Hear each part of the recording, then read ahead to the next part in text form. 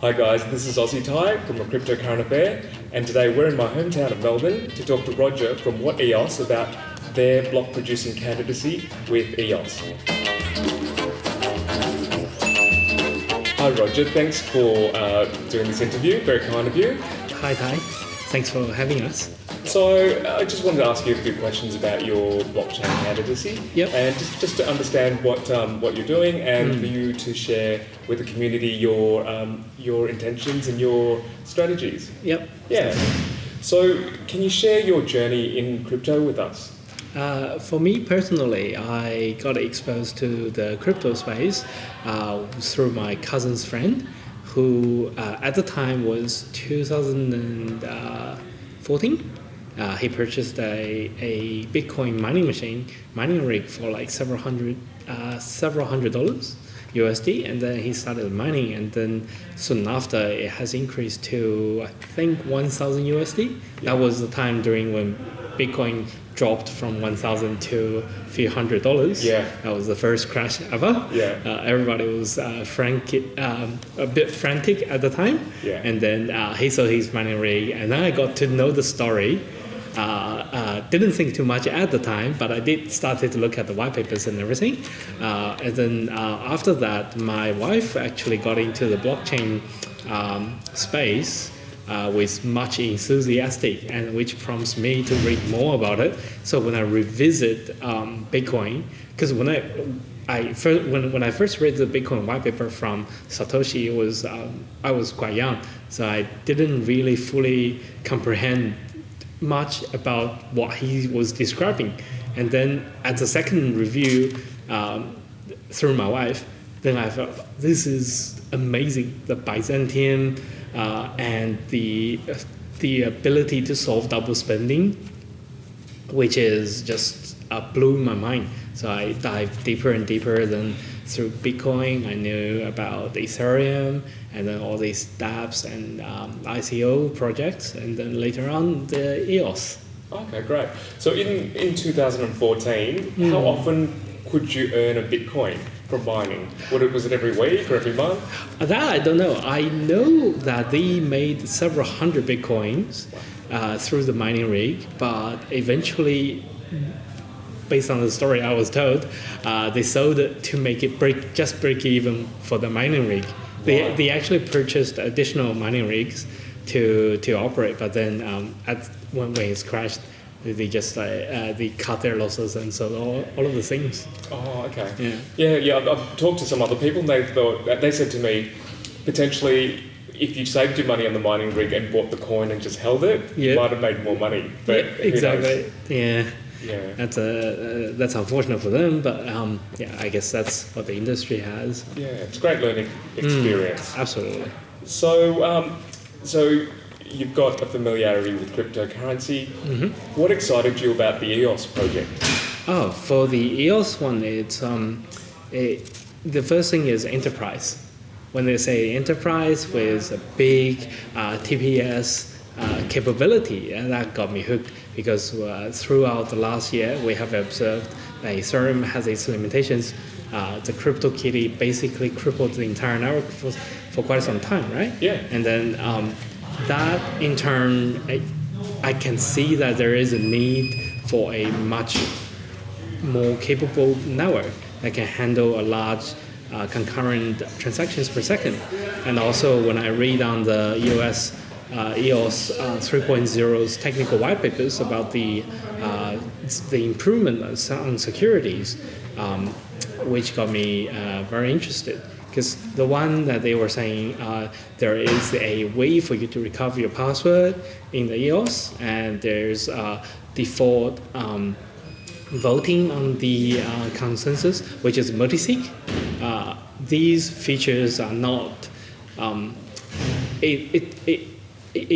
wouldn't say that it doesn't exist, but it is something there is a lacking of the friendly usage in the current Ethereum or Bitcoin networks. Yeah, so there's a bit more protection in the EOS platform, isn't there? Indeed, and so I view it as a more improved project. People are saying it's a blockchain 3.0, but based on the fact that Bitcoin initiated the entire blockchain technology and Ethereum provided the concept of smart contract, then ideally that EOS is the 3.0. I don't know much about it, but it does through the description and everything I read online about it, and through the studies and reviews, then I think it has its promise. So we see that EOS has a lot of potential as a blockchain 3.0 technology. Yep. And so what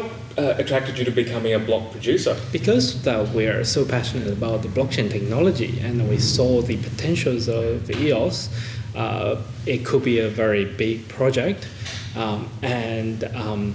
We want to ensure that it stays as a decentralized applications, as we know that there's much political, because of the voting process, there's much political things as much as the technical development.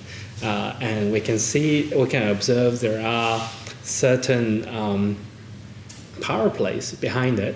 And we want to ensure that it's not centralized into a selective few. So that's why we decided to participate in the elections. How did you come up with your name for your block producing? That's a funny one. Initially, that's a SEO technique because EOS is quite new. And even though it has conducted that ICO for over a year and sold many of its tokens, it's still relatively less known to the general public considerably.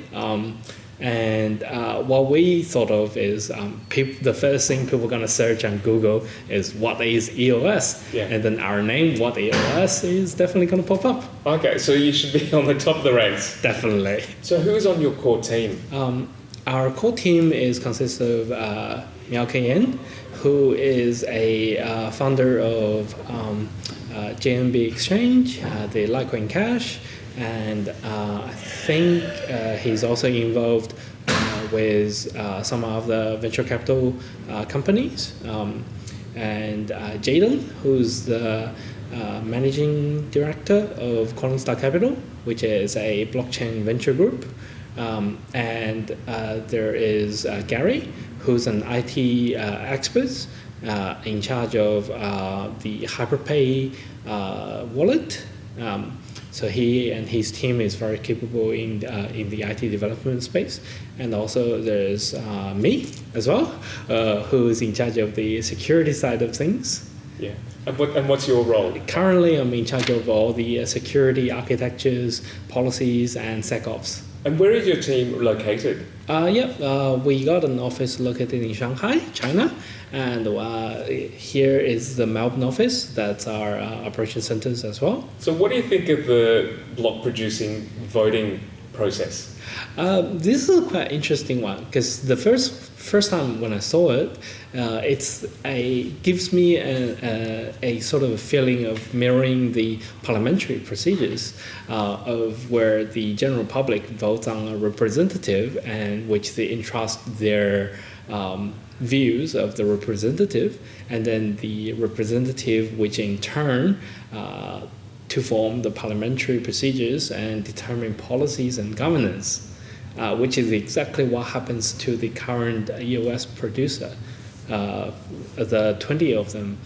I was just watching the YouTube on Dan Larimer talking about this as well. In his view that the 20 producers will, at the voting stage, would compete against each other to point out the flaws in logic or architecture designs. But once that voting has succeeded, then they will need to work together to maintain the whole network and to improve it as well throughout the voting of the updating protocols. So what's the biggest challenge, do you think, becoming a block producer?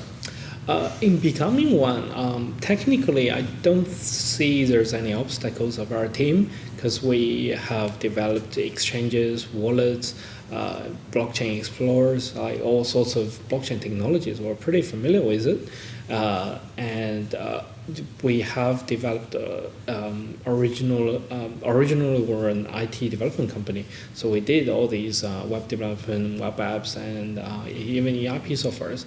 So it's complicated IT development we are capable of. But the problem is not just about your technical capabilities, which many people can do.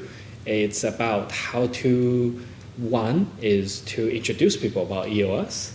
Even though people are holding EOS tokens, they wouldn't necessarily know that there is a voting. And by the way, register your EOS tokens before 1st of June, otherwise you wouldn't be able to transact on it. Secondly, you have to gain the community's trust, which is, I think, currently is our hardest problem, given that Australia is quite a small country, population-wise, not land size-wise. And then when you talk about people who has interacted with blockchain technologies, then that's even a smaller portion of it. And so naturally, we wouldn't gain too much support in becoming the blockchain producer. That's why we're expanding our operations to China in the hope that we can gain a little bit more support on that front. But yeah, in terms of the hardest part, I guess it's how to talk to a wider audience about what EOS is and how a EOS, how important an EOS blockchain producer is, and gaining their trust to have their votes. So why have you chosen Ali Cloud rather than, say, AWS? That's an interesting question, though. With Ali Cloud, we actually had an existing relationship with them, so that we have already built the relationships. Once you're dealing with any cloud providers, it's not just all right, I'm going to sign up and do everything on the console.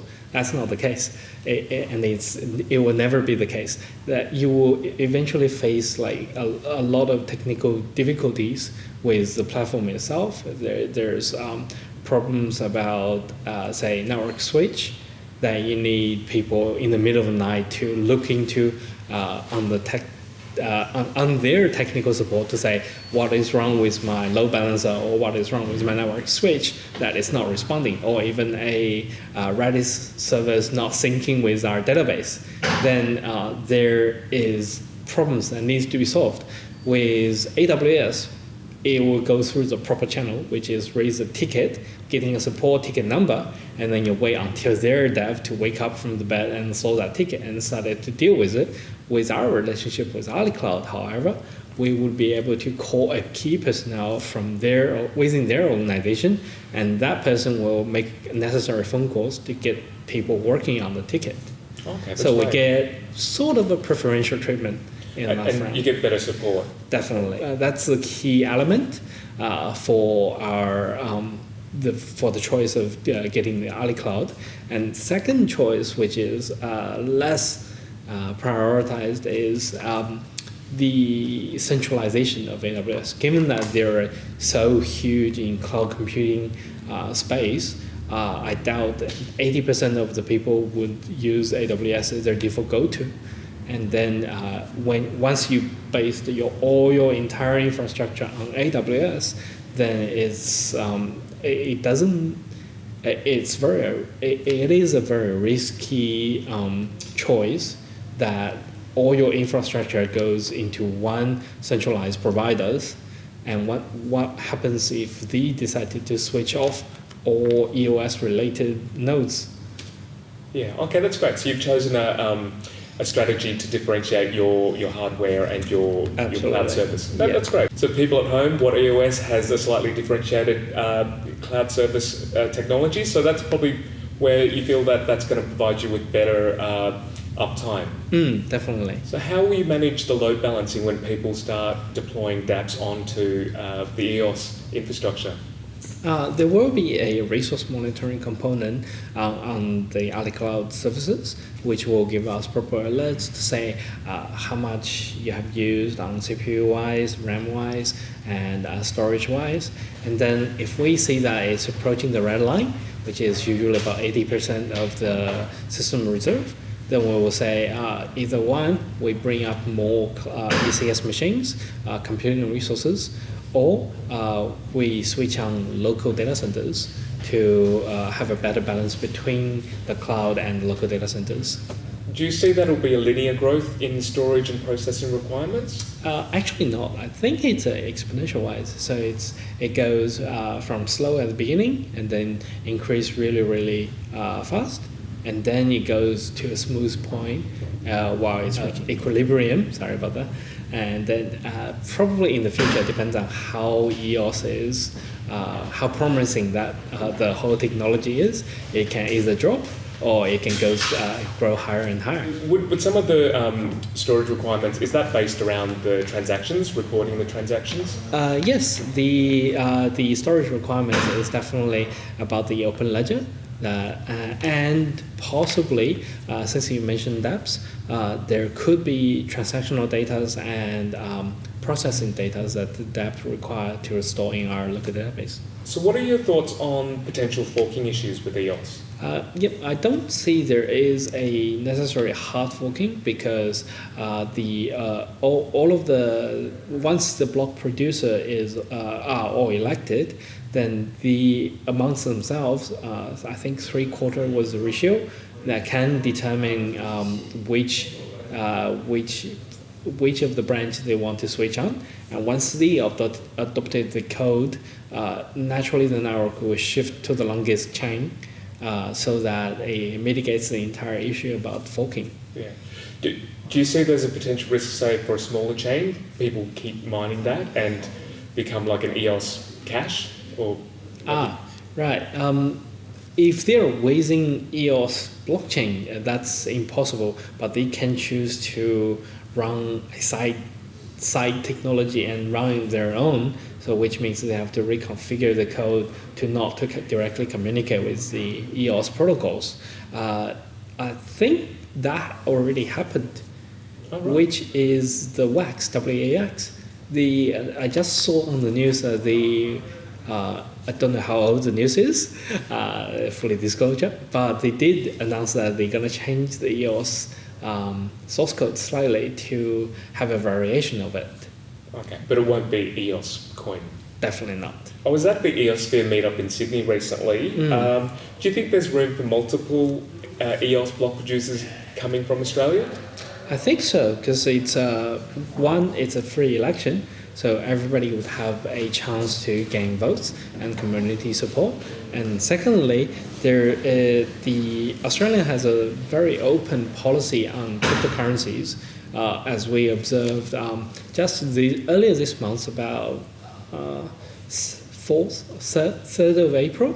Austrac just initiated the compliance, AML compliance standards on fiat to cryptocurrencies exchanges, which means officially they are willing to monitor all these exchanges to operate legally within Australia for Anti-Money Laundering Act. So I think it's a thriving ground for all the cryptocurrency industry in Australia. So I don't